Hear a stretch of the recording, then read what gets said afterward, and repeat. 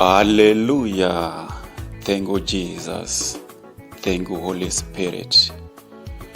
Zita rangu ndinonzi Apostle Miracle Prince.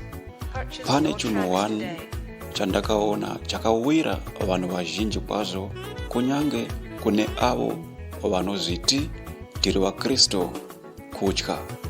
Pane dhimoni rokutya rakagara vanhu vazhinji vakati wandei panguva ino yatiri.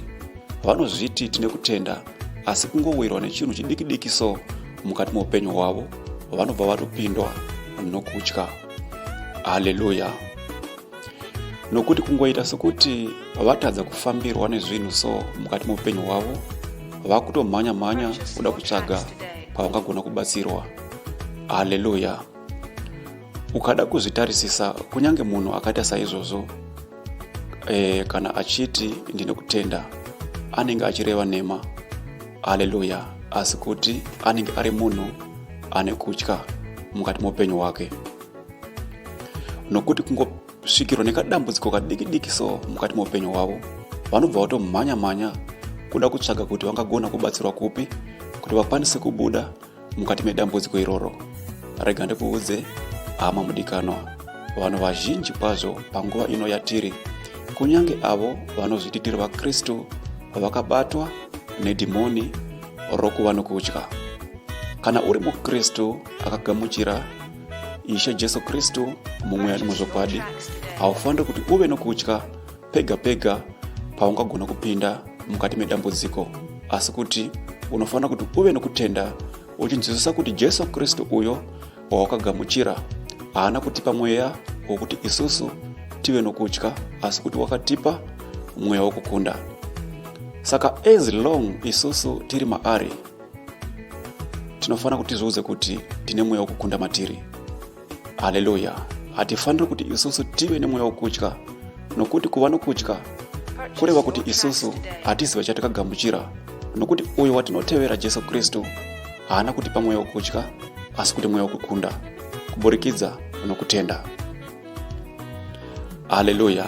Kuva nokutya nderimwe dhimoni guru kwazvo kana tikazviregerera mukati muupenyu hwedu. Haleluya. Haufaniri kuti ukundwe nechinhu chinonzi kutya mukati muupenyu hwako pega paungagona kupinda mukati medambudziko, asi kuti unofanira kuti udhifite dhimoni rokutya mukati muupenyu hwako nokutenda. Nokuti kana uine kutenda, hapana kana chinhu chimwe chete chingagona kukukunda. Nokuti vazhinji vedu tinokundwa nokuva nokutya. Haleluya. Ukarwara so unenge wakutotya kuti maybe ndogona kufa.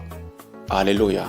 Mweya wakaipa uyoyo unenge wakakugara, asi nokutenda, kunyange ukarwara unonzwisisa kuti ndichapora kuburikidza nokutenda.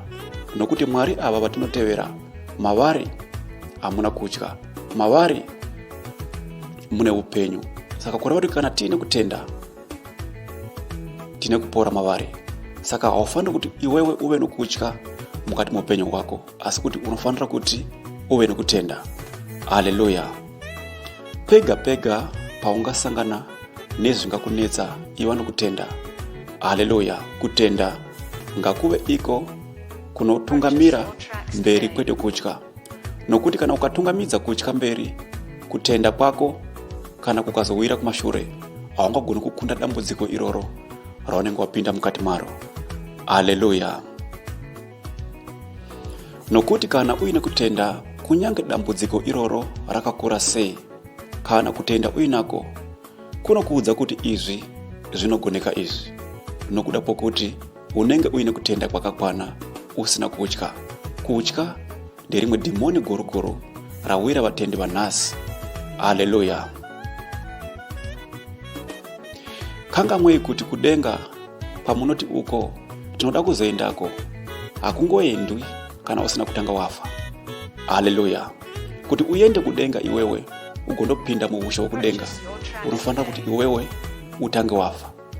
Saka kufa haugoni kukubloka, kufa haugoni kukumisa iwewe, asi kuti zvose ngazviitike mukati muupenyu hwedu kuri kuda kwaMwari. Kuburikidza nokutenda haugoni kufa iwewe nguva yako isati yakwana. Haleluya. Asi kana ukava nokutya, kutya kunokuudza kuti iwewe ungagona kungofa anytime nokuda kwedambudziko iroro raunenge wapinda mukati maro.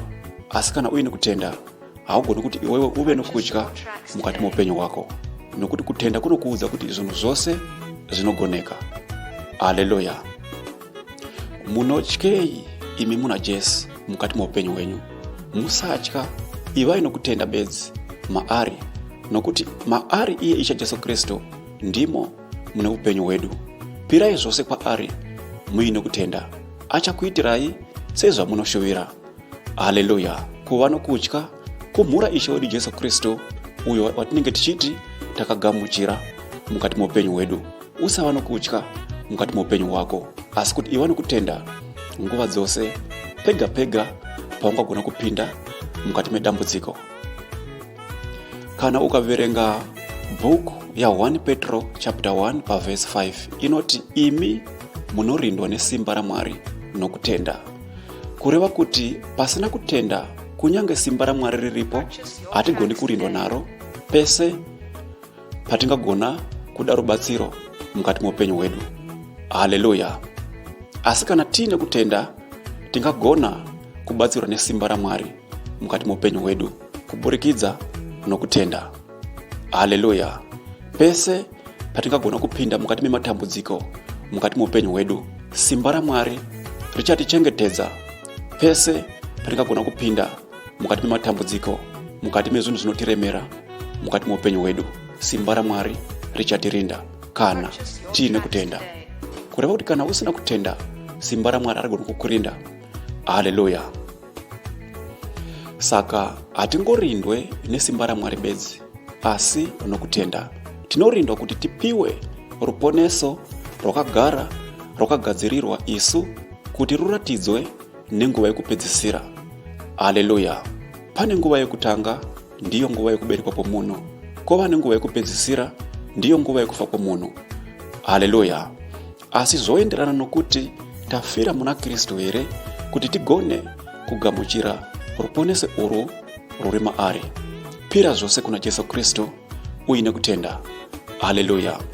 Ama mudikanwa, ko unomboziva here kuti kana ukapira zvinhu zvose kuna ishe Jesu Kristu usina kutya, uchinzwisisa kuti Jesu iye ega ndiye angagona kukuitira zvakanaka mukati muupenyu hwako, dambudziko rega rega raungagona kupinda mukati maro, unoona uchikunda, nokuda pokuti mauri iwewe munenge musina kutya, asi kuti kukunda.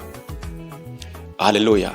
Vazhinji vedu tinodhifitwa nemweya yakaipa nokuda pokuti tinotya than kuti isusu tive nokutenda, nokuti tinokunda matambudziko ose atingagona kupinda mukati mawo kuburikidza nokutenda kwedu.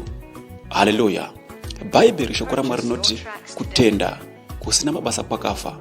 Kureva kuti kana uchizviti uri muKristu iwewe mukati muupenyu hwako, unofanira kuti uve nokutenda, uise kutya pasi, wobva wasimudza kutenda mukati muupenyu hwako.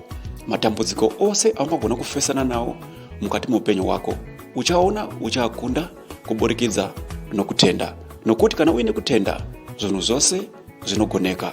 Haleluya. Nokuti mapercentage okuva nokutya it's 100% nemapercentage okuva nokutenda it's 100%.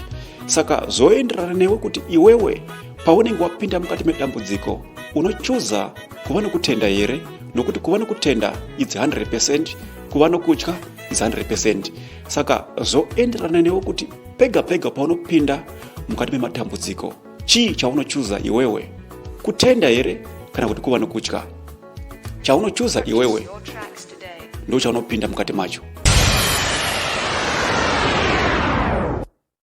Cofai FM is the radio station with more ears than listeners.